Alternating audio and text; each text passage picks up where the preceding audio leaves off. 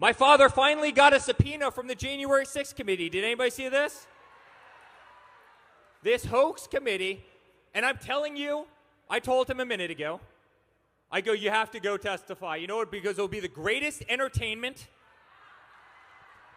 Who wants to pop a beer,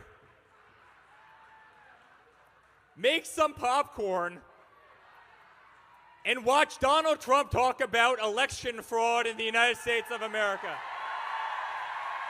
Donald Trump has finally been subpoenaed by the House committee investigating his attempts to overturn the 2020 presidential election results.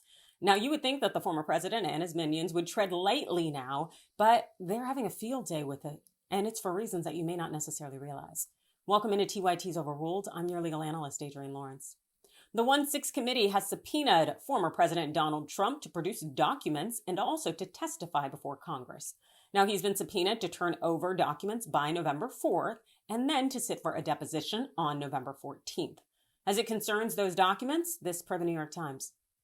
In a wide-ranging 4-page document issued alongside the subpoena, the panel directed Mr. Trump to produce an extensive list of documents and communications, including phone calls, texts, encrypted messages, and email related to nearly every aspect of his effort to invalidate the 2020 election between the dates of November 3rd, 2020 and January 6, 2021.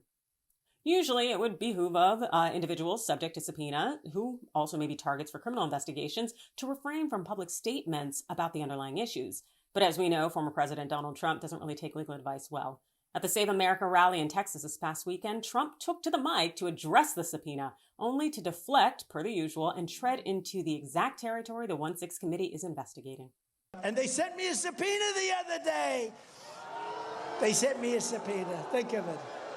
These crooked people, and the only thing they don't they don't want to investigate, the only thing they don't want to do, they won't investigate, was the corruption that took place in that election, which was massive.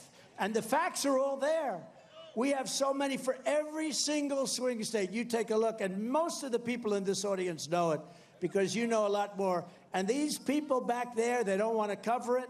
And that's the problem that we have with our country right now, because the fake news will not even talk about it. And if you talk about it, if you're an anchor like Lou Dobbs, who's great, if you're an anchor and you know it's right and you talk about it, you lose your job, you get fired. It's a disgrace. If you want to save your rights and liberties, you have to start by dealing a crushing rebuke to the radical left maniacs that we're dealing with in this election. Although Trump does not know when to shut up, his crowd definitely seemed to know when he should. And once Trump tried to start speaking again about the January 6th committee, well, his MAGA minions took it upon themselves to try to drown him out by way of song. These are the people we have. But remember this, January 6th, this committee, the two things they didn't talk about, was that the people went down there and you could have had over 1 million people.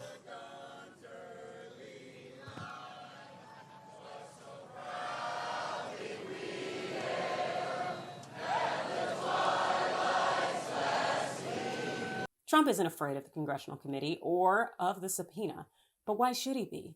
Case law, it's murky on the issue of whether a former president must comply with a congressional subpoena as to acts in which he engaged in while he was in office. And despite indicating that he may testify, well, Trump likely won't. He'll simply exploit this uncertainty in the law by challenging the subpoena in court, delaying resolution of the matter until the 1-6 committee is no more. And with the midterms just days away and current polls suggesting that the Republicans will take the House, it's highly likely that once the GOP comes into power, the committee will dissolve. Trump need only delay a few months, which isn't hard given how long it takes to resolve a dispute in our legal system and Trump's penchant for abusing the process.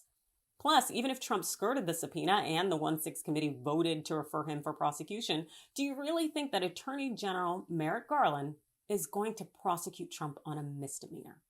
Sure, Trump's crony Steve Bannon got hit with charges, but Trump's former chief of staff Mark Meadows, well, he got off scot-free.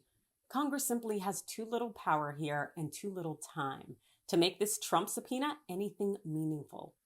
All said, Trump and his minions are talking trash publicly, notwithstanding the subpoena, because they know there's a high likelihood that the former president will never have to actually comply with it. But what do you think? You let me know in the comments below, hit that like and follow button, and thanks for watching.